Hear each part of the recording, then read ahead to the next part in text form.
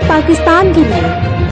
बुचेकी के मोहल्ला अदरीस टाउन की रहशी आसिया बीबी ने बताया कि उसकी शादी कुछ माह कबल अपने हकीकी मामू अकरम के बेटे मोहम्मद बूटा के साथ हुई, जो मेहनत मजदूरी के सिलसिले में फैसलाबाद रहता है।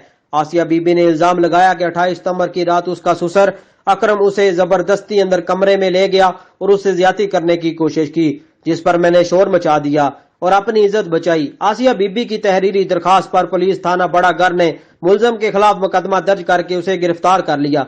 मुकदमा के तफ्तीशी अंजम रिजवान चीमा के मुताबिक केस में इंसाफ के तमाम तकाजे पूरे किए जाएंगे। मुतासरा लड़की आसिया बीबी ने अपनी वालदा के हमरा बताया कि मोहम्मद अकरम इससे कबल भी ऐसी हरकत कर चुका है, मगर इसके खिलाफ कोई कानूनी कार्रवाई नहीं की गई।